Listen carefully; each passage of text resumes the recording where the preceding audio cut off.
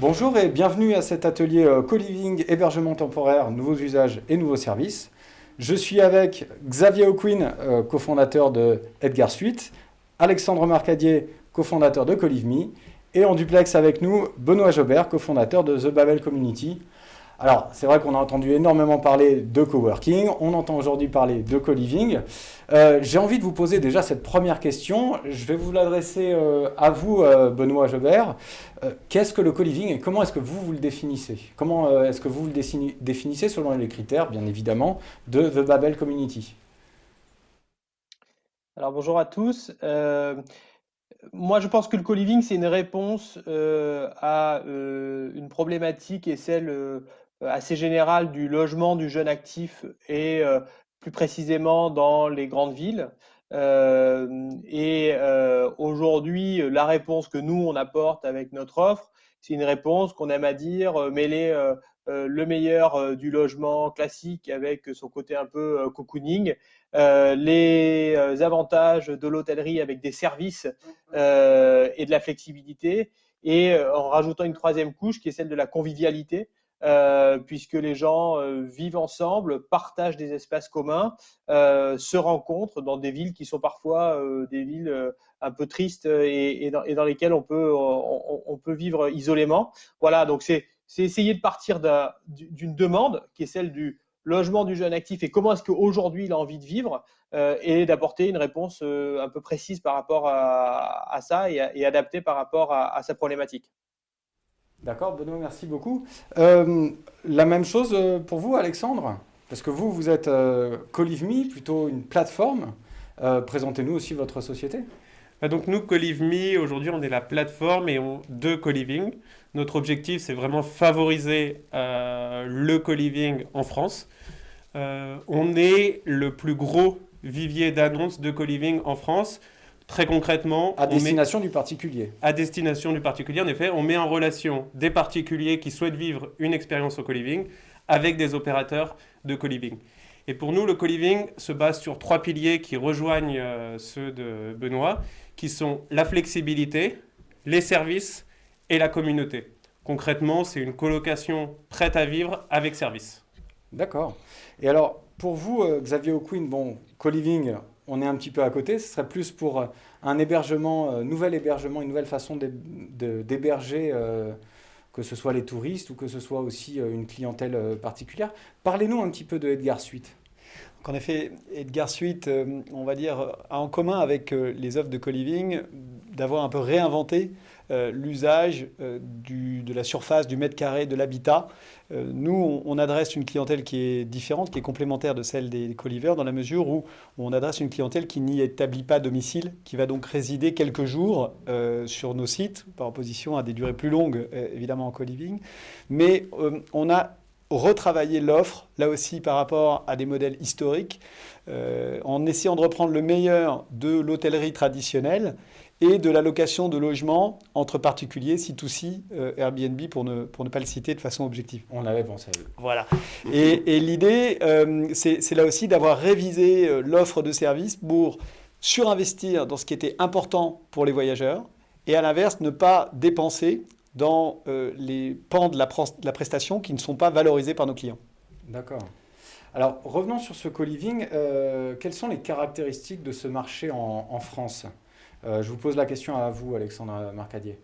Alors ce marché en France, déjà, il est en pleine croissance. Nous, on s'est lancé maintenant il y a 2 ans avec le groupe BNP Paribas Real Estate. Mhm. On avait commencé avec 5-10 espaces en France. Aujourd'hui, on est assez fiers, on a dépassé le nombre de 200 espaces de co-living en France. Quand vous parlez de 200 espaces de co-living, c'est 200 bâtiments, c'est ça? Exactement, et en fait, ce qui D'accord. représente plus de 6000 chambres aujourd'hui en France. D'accord. Donc Donc 6000 chambres en France 6 sur 000, votre plateforme exactement, disponible en co-living. c'est D'accord. ça. Et par rapport à cette offre, quelles sont les demandes, quelles sont les typologies? Là, j'ai plutôt envie de m'adresser à The Babel Community. Quelles sont les clientèles que vous visez à ce moment-là? Alors nous, on vise essentiellement une clientèle de jeunes actifs. C'est des gens qui sont plus étudiants et qui pour autant se sont pas installés durablement dans une ville. Cette période-là de la vie, elle est de plus plus longue, hein, et elle s'adresse à des gens qui sont plutôt nomades, qui découvrent une ville, qui s'y installent, pendant un temps qui est pas clair, hein. C'est-à-dire que, ils arrivent, ils ont besoin d'un logement tout de suite, flexible, comme le disait Alexandre, mais, pour une durée qu'ils ont pas véritablement définie. Donc ils veulent que ce soit du clé en main, que ce soit équipé, que ce soit meublé, mais que ce soit aussi convivial parce qu'ils connaissent personne et parce qu'ils ont besoin de rencontrer du monde, voilà. Un profil que vous voyez régulièrement? Tout à fait. Alors, c'est totalement aligné. Aujourd'hui, nous, notre principale cible, c'est ce qu'on va appeler les millennials, les 25-35 ans. C'est notre grosse part de clientèle sur Colive.me. Aujourd'hui, pour vraiment faire simple, c'est toutes les personnes qui sont en phase de transition dans leur vie, pro ou perso. Donc, on a des étudiants. C'est très large, oui, c'est ça. C'est très très large. On a des étudiants, des jeunes actifs, des actifs. Mais en fait, on a dans les actifs, on a toutes les personnes qui sont aujourd'hui en mobilité professionnels qui sont là, qui nous interrogent. Voilà, je viens dans la région Pour un parisienne mois, pour 3 mois. D'accord. J'ai pas envie d'aller dans du logement traditionnel, j'ai pas envie de me sentir seul, j'ai pas envie de me soucier de tous les tracas administratifs. Mais on a aussi toutes les personnes qui sont en mobilité, on va dire plutôt perso, qui viennent de divorcer, qui nous disent bah alors comment je fais aujourd'hui, j'ai besoin d'un logement rapide. Et on a toute une niche qui nous interroge, mais aujourd'hui on n'a pas encore d'offre. Il y a une offre qui est née aux US, qui est à destination des familles monoparentales. Donc je sais que Colonize va développer une offre dans le nord de Paris spécifique pour eux, mais on sent qu'on a vraiment une demande pour cette niche et qui est aujourd'hui encore peu utilisée en France. D'accord. Et alors pour Edgar Suite, quelle est cette clientèle? Est-ce que vous avez sensiblement cette même clientèle que dans le co-living ou est-ce que vous vous adressez à un autre type? Alors, on a une clientèle qui est peut-être un peu plus large, dans le sens où notre clientèle naturelle, elle a entre 20 et, on va dire, une soixantaine d'années. On a des gens qui sont quand même plutôt digitaux, puisque on distribue nos suites sur les agences de voyage en ligne, les online travel agencies, que sont Booking, par exemple, Expedia, Airbnb, etc. Donc, ça nécessite d'avoir une certaine agilité digitale, même si c'est quand même très répandu aujourd'hui. Maintenant bien fait. Et l'idée, c'est que nous, on adresse une clientèle qui est généralement en complément de celle de l'offre, enfin, qui a une attente complémentaire de celle de l'offre hôtelière classique, en particulier des familles, en particulier des personnes qui veulent rester un peu plus longtemps au même endroit que sur l'offre hôtelière classique. Et notre séjour moyen est chez nous du double de celui des hôteliers. Les hôteliers à Paris, c'est 2,3 jours. Nous, on est autour de 5 jours de séjour. Et on a aussi des tailles de groupes qui sont plus importants. Parce que c'est vrai que quand on reste longtemps à un endroit, ou quand on est nombreux, l'idée est de pouvoir partager un espace avec à la fois des chambres privatives et un espace privatif où je peux faire la cuisine, partager un moment avec un groupe, c'est beaucoup plus facile dans l'offre de type Edgar Suite que dans l'offre hôtelière traditionnelle. D'accord. On voit la différence là entre le co-living et l'offre que vous proposez novatrice de Edgar Suite. Ce que j'ai envie de vous dire, c'est tout de suite là, avec cette crise sanitaire qu'on a vécue, j'imagine que bon, la clientèle touristique, ça a dû être très très compliqué pour vous à ce moment-là. En effet, la clientèle touristique manque un peu à l'appel, notamment la clientèle touristique internationale, hein, puisque voilà, en temps normal, nous, on a la moitié de nos clients qui sont en dehors de l'espace de Schengen, 35% qui sont des Européens et 15% de Français. Ah oui. Donc, nous, on manque à peu près de 85% de nos clients naturels. Mais Edgar Suite, dans son ADN, a construit son offre autour de la satisfaction des clients. Je pense que ça fait partie des points qu'on a en commun aussi avec les nouvelles offres de co-living. C'est qu'on a construit nos entreprises autour de cette notion de satisfaction client. Et donc, on a plus de 9 sur 10, ou l'équivalent sur les différentes agences de voyage en ligne. Sur les plateformes de notation, exactement. Booking. Exactement. Et donc ça, c'est un formidable levier de résistance quand la demande est plus faible, parce que, évidemment, tout le monde baisse les prix. C'est assez facile de baisser les prix du jour au lendemain. En revanche, monter sa note de la moyenne des hôteliers parisiens 7,5 à notre moyenne à nous, c'est la 9,2, ça, c'est beaucoup plus compliqué. Donc c'est d'autant quand il y a de plus en plus d'avis. Et voilà. Et donc, et surtout, ces histoires d'avis, si on se met à la fin de l'histoire en se disant, tiens, comment est-ce qu'on fait pour améliorer nos notes ? On a des difficultés qui sont énormes. Si on a, par contre, construit son modèle dès le départ en se disant « mon objectif, c'est que mes clients soient contents », viser la note, et c'est un peu l'idée de real estate as a service, c'est-à-dire transformer aujourd'hui, enfin, le modèle historique où les investisseurs, où les bailleurs, les preneurs étaient autour d'un mètre carré, d'un prix au mètre carré. en des histoires d'usage, en se disant est-ce que les utilisateurs, que ce soit en C'est ce habitation, qu'on a vu avec le coworking. voilà, en déjà. bureau ou sur des offres comme les nôtres, il faut que les gens soient heureux, il faut que les gens aient des moments sympathiques, ce qui va leur donner l'envie d'abord de payer plus cher et surtout de revenir et donc de donner de la récurrence. Bien sûr. Donc ça fait partie des choses qu'on a en commun, je pense. C'est d'avoir changé le modèle, revu des modèles historiques et remis l'utilisateur vraiment au centre du dispositif parce que tous nos métiers, si le voyageur ou si le résident il n'est pas content, eh ben, ça ne marche pas. Je veux dire, on peut pas retenir les gens là, à la avec durée. cette période de crise sanitaire, le succès a été à l'appel ou comment? Alors, on finit l'année 2020 avec 82% de taux de remplissage, ce qui est moins bien que ce qu'on a fait par exemple en 2019, puisqu'on est passé de 95 à 82. Mais par rapport aux hôteliers, c'est extrêmement résilient. C'est plutôt, voilà, c'est plutôt une bonne nouvelle. on est un peu les borgnes au pays des aveugles. C'est-à-dire qu'on est extrêmement content de n'avoir perdu qu'un œil, là où beaucoup d'hôteliers sont aujourd'hui dans des situations vraiment très dures, parce que voilà, on est resté ouvert sur l'intégralité de notre offre, sur l'intégralité des périodes, et donc on a limité fortement la casse. D'accord. Même question pour vous, Benoît Jobert, The Babel Community, à l'aune de la crise sanitaire, quelles ont été les grandes décisions que vous avez eu à prendre ou pas, ou comment se porte The Babel Community? Alors, l'une des particularités de notre positionnement, c'est qu'on intègre dans nos bâtiments, qui sont des bâtiments hybrides plutôt de taille importante, puisqu'on développe des bâtiments qui font entre 4 et 15 000 mètres carrés.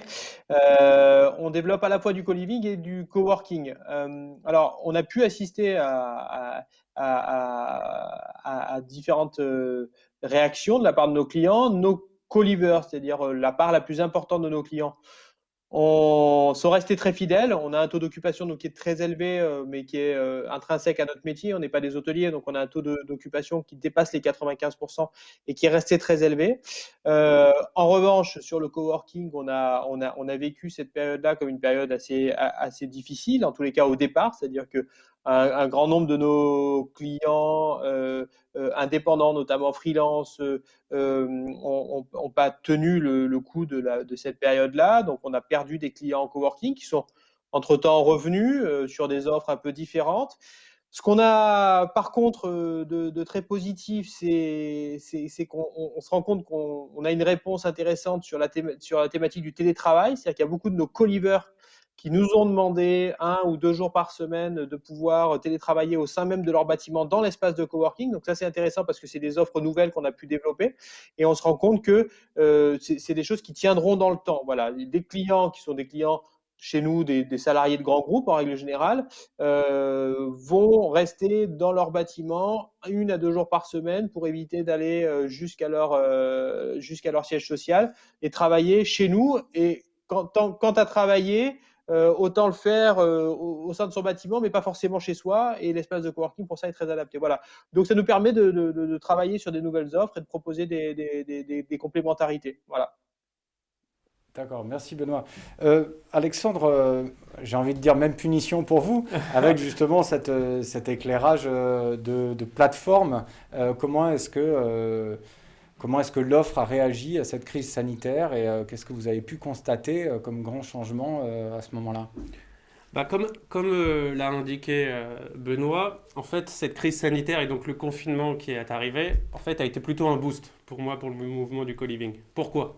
Parce qu'aujourd'hui, quand vous avez des personnes qui vivent dans un studio, qui doivent travailler dans leur studio, c'est très très compliqué. Dans le co-living, vous avez votre espace privatif, vous avez les opérateurs comme Benoît qui mettent en place des mesures d'hygiène, donc un renforcement du ménage, des livraisons de pâtes au repas, pour rassurer et mettre en toute sécurité les co-livers. Et en plus, ils peuvent profiter d'espaces de coworking, d'espaces de grands jardins, de grands salons. Donc pour le particulier, aujourd'hui, le co-living a été vraiment un plus et on voit qu'il y a une vraie demande. Aujourd'hui, les opérateurs, Benoît l'a bien dit, le taux de diminution d'occupation pendant la période du Covid se situe aujourd'hui de 12%. Donc très faible quand même par rapport à ce qui s'est passé aujourd'hui dans le milieu de l'hôtellerie. Et en fait, pour le co-living, ça a été vraiment un vrai virage parce que nous, toutes les semaines, on a des opérateurs hôteliers qui veulent se redéfinir. Je peux citer par exemple l'opérateur Apiculture qui a créé une offre qui s'appelle Ompi pour transférer tout ça courte durée en moyenne longue durée. Et donc, avec des petites modifications dans leur offre, ils arrivent à proposer une vraie offre financière stable. C'est-à-dire aujourd'hui, sur un logement en région parisienne, on est de l'ordre de 850-900 euros.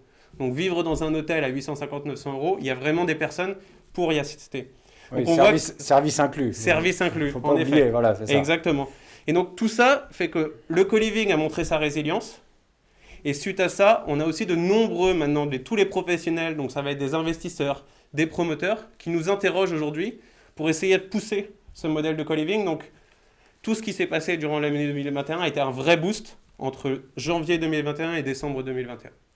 Donc, c'est intéressant ce que vous dites sur la perception des professionnels de l'immobilier sur le co-living, puisque ça commence à monter. Il reste quand même un sujet qui joue un petit peu entre cette notion de possession d'un logement qui était un peu l'apanage du français, qui devient une notion d'usage du logement. Et c'est une modification un peu structurelle, même sociologique, qu'on a connue depuis ces quelques années. Quels sont ces freins, on va dire, de type administratif et quelles sont leurs conséquences, Xavier?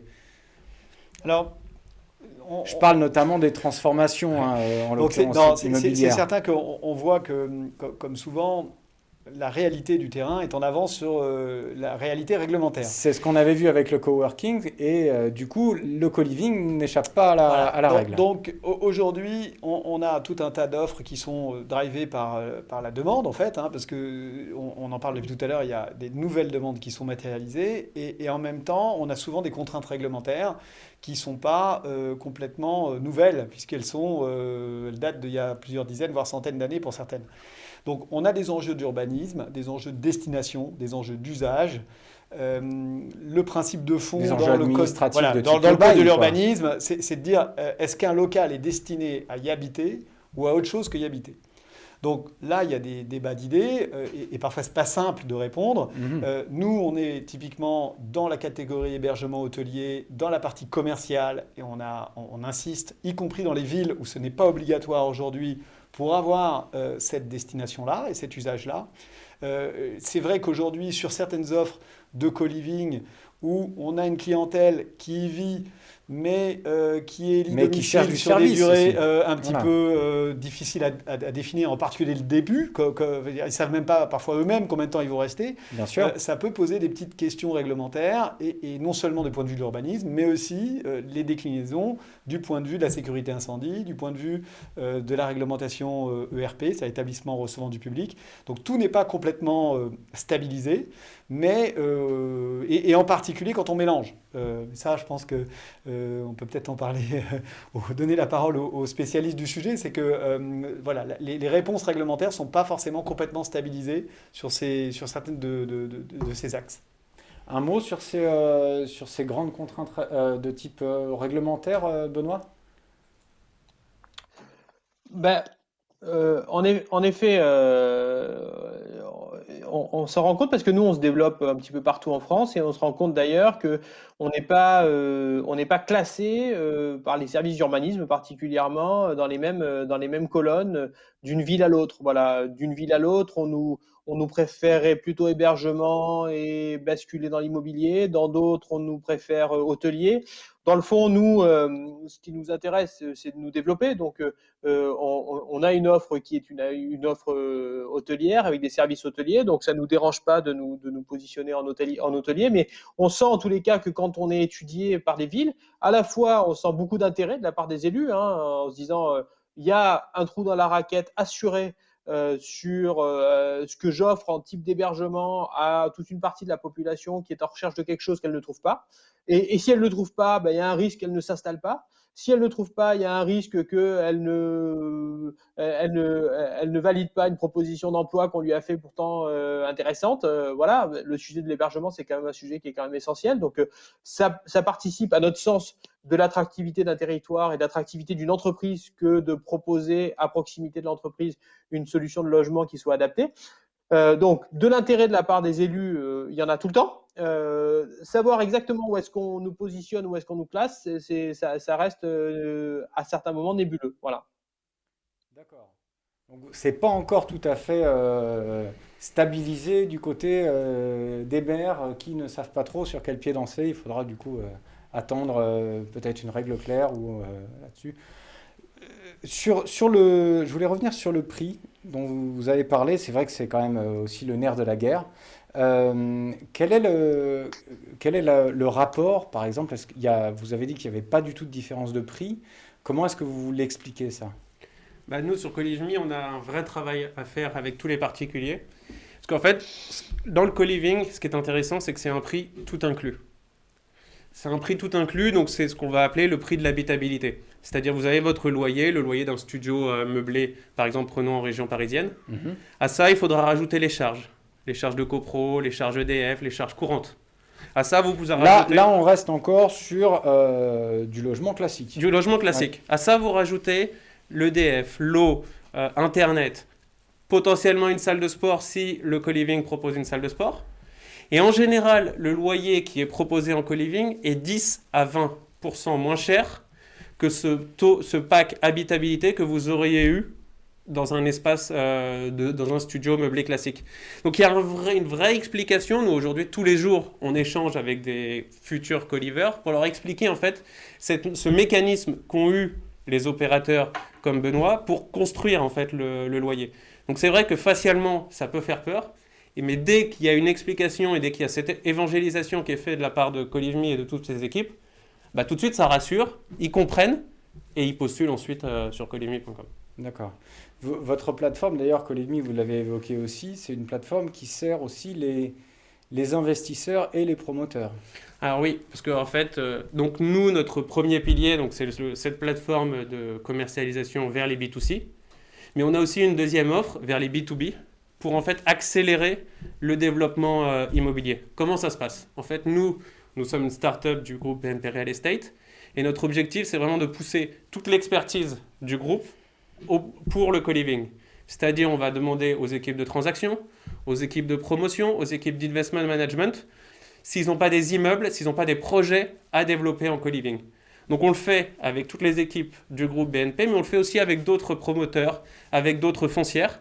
Et notre objectif, c'est quand on a un immeuble, potentiellement à reconvertir ou pas, on le propose au bon opérateur de co-living pour qu'il puisse développer son offre. Et il faut savoir que sur l'année 2020, on a pu réaliser 5 projets pour réaliser du co-living. Notamment, on peut citer à Issy-les-Moulineaux une reconversion de bureau de 1850 m², qui nous a été amenée par les équipes de transaction et qui va permettre de développer environ 46 studios par l'opérateur Finestate. Oui, c'est un bon enchaînement, d'ailleurs, un bon enchaînement pour moi, parce que je voulais parler un petit peu de cette transformation. On parle beaucoup de zéro artificialisation nette. On parle beaucoup de construire la ville sur la ville. Je sais que pour le co-living, c'est très prégnant, mais ça l'est encore plus aussi pour Edgar Suite. Vous, c'est presque un business model, utiliser des bureaux vacants, obsolètes, pour pouvoir y insérer du logement. Oui, tout à fait. Nous, on a aujourd'hui à peu près 8000 mètres carrés entre les espaces qu'on exploite et les espaces qui sont en cours de livraison et qui sont à 90% des anciens bureaux qui ont été transformés en hébergement hôtelier. L'idée, évidemment, c'est que dans aujourd'hui l'offre en termes d'objets immobiliers en ville, il y a des bureaux qui ne sont plus en phase avec la demande. Et c'est cette notion d'actifs obsolètes qui peuvent être revisités. Et il se trouve que le logement, aujourd'hui, l'offre de logement, elle est souvent capée par un certain nombre de plafonds économiques, notamment le montant des loyers qui est aujourd'hui plafonné, et aussi un certain nombre de risques, parce que la relation qu'on a avec un locataire sur un bail long terme d'habitation, elle est parfois un peu défavorable, en tout cas perçue comme défavorable par certains propriétaires. Et donc nous, on va avoir une offre qui permet de redonner, en investissant un peu de CAPEX, investissant un petit peu dans la remise au goût du jour de l'actif, des loyers qui sont intéressants pour les propriétaires. Et c'est en effet un axe clair de développement vis-à-vis de foncières, vis-à-vis d'investisseurs, vis-à-vis aussi d'actifs qui sont présentés à la vente ou à la location. On a cette démarche un peu systématique. D'accord. Benoît Jobert, comment est-ce que vous sourcez, vous, vos opérations? Si Alexandre nous en parle, on est ravis. S'il va voir d'autres opérateurs, on n'est plus déçus. Mais au-delà de J'ai ça, échangé au-delà de avec ça, ton directeur du développement aujourd'hui. j'étais pas certain, donc j'ai eu un doute. Je me suis permis de. Non, non, mais voilà. Non, mais plus sérieusement, on a différents types. L'avantage qu'on a, si vous voulez, c'est que étant donné qu'on propose à la fois du co-living, à la fois du coworking, on arrive à s'adapter à des bâtiments et à des trames de bâtiments un petit peu variables, quitte à développer un peu plus de coworking ou un peu plus de co-living selon les bâtiments. C'est pour ça que jusqu'à présent, on a fait beaucoup de réhabilitation. C'est pas une fin en soi. Aujourd'hui, on signe des opérations en VFA sur des bâtiments neufs, donc on peut aussi développer du bâtiment neuf, mais on a réalisé des restructurations de grands magasins ou de bâtiments d'université ou de bureaux, donc on peut s'adapter à différents types de bâtiments. Ce qu'on cherche avant tout, c'est des bâtiments qui soient bien connectés. Ça, c'est la chose la plus importante parce que notre client est très souvent pas motorisé. Il ne réclame pas d'être systématiquement en hyper cœur de ville, mais en tous les cas, il veut être très bien connecté, ça c'est important. Donc aujourd'hui, on a des actions qui sont assez classiques, hein. On a des relais comme des brokers, on a des relais comme des promoteurs, on rencontre des communes, voilà. Mais c'est un petit peu le nerf de la guerre, hein, l'actif en soi et la recherche foncière. C'est le nerf de la guerre. D'accord. On parle énormément des grandes villes. Est-ce que c'est pour le co-living l'apanage, ces grandes villes, ou est-ce que vous avez commencé, ou vous allez commencer, ou vous constatez que ce co-living essaime un petit peu dans des villes plus moyennes en France? Totalement. Aujourd'hui, sur les 200 espaces qu'on a sur Colivme, certes, la plus grande partie sont représentées dans les grandes métropoles françaises, Paris, Bordeaux, Marseille, mais on en a beaucoup à Lille, on en a beaucoup à Nantes, on en a beaucoup à Toulouse. En fait, c'est très dans les villes où il y a un vrai tissu étudiant d'une part, jeunes actifs d'autre part, et on a aussi une autre offre qui arrive aussi sur Colivme, qui sont toutes les co-living ruraux.